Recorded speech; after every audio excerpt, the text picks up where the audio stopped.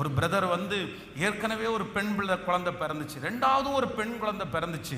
அப்போ இங்கிருந்து ஹாஸ்பிட்டலுக்கு கிளம்பும் போது ரொம்ப சந்தோஷமா என்கிட்ட ஃபோன் பண்ணி, பாஸ்டர் இன்னும் ஒரு 10 நிமிஷத்துல குழந்தை பிறக்கும்னு சொல்றாங்க, ஜெபம் பண்ணிக்கங்கன்னு சொல்லி ரொம்ப சந்தோஷமா சொல்றாரு.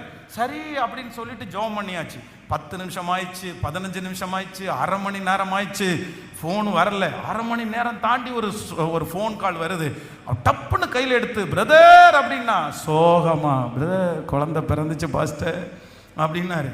சொன்ன உடனே, ஏன் பிரதர் என்ன அப்படின்னா, இல்லை பெண் குழந்தை பிறந்திருக்குது அப்படின்னு ரொம்ப உற்சாகம் கம்மியாக சொன்ன உடனே நினச்சிட்டேன், ஓ இவர் ஆண் பிள்ளைக்காக ஆசைப்பட்டு இவருக்கு என்ன பிறந்திருக்குது, பெண் குழந்தை பிறந்திருக்கு. அதுதான் அந்த வேகம் குறைஞ்சு இப்போ வந்து சைலண்டாக பேச ஆரம்பிக்கிறான்னு சொன்ன அடுத்த நிமிஷம் அவரை பார்த்து, பிரதர் என்ன கூட பொம்பளை பிள்ளைக்கு ஆண்டவர் நம்பல பிரதர், உங்களை நம்பி இருக்கிறாரு, சரியான ஒரு ஊழியக்காரிய வளர்த்துங்க பிரதர் சொன்ன அடுத்த நிமிஷத்துல ரெடி ஆயிட்டாரு பாருங்க. கர்த்தருக்கு ஸ்தோத்திரம், நான் நல்லா வளர்த்துவேன் அப்படின்னு ஒரு தீர்மானம் எடுத்தார். அப்போ சிலர் அப்படிதான், 2 பெண் குழந்தை பிறந்தா உடனே ஆண் குழந்தைக்காக ரொம்ப ஜெபம் பண்ணுவாங்க.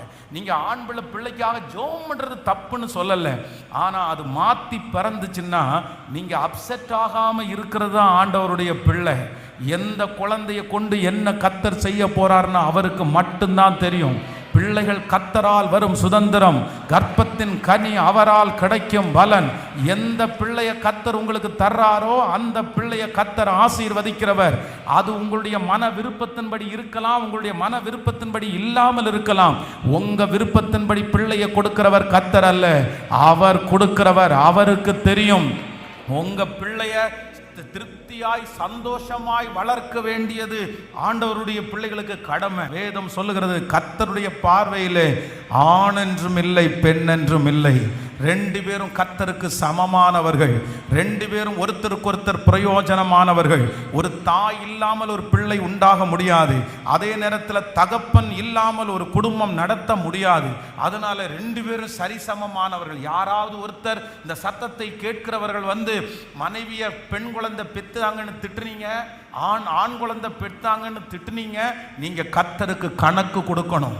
நீங்க டைரக்டா ஆண்டவருக்கு கணக்கு கொடுக்கணும். குழந்தைக்காக சண்டை போடுறவங்க, பெண் குழந்தை இருந்தா நான் அவனை பார்க்க மாட்டேன், ஆண் குழந்தை இருந்தா என் வீட்டு வாசப்படியில் வந்துடாத, நீ அப்படியே உங்க அம்மா வீட்டில் இரு, உங்களுக்கு குழந்தைய பெத்து கொடுக்கறதே பெரிய விஷயம்.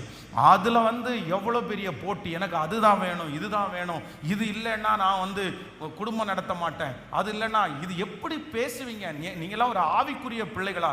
ஆண்டவர் நமக்கு எது கொடுத்தாரோ அது நமக்கு நன்மையா இருக்கும்.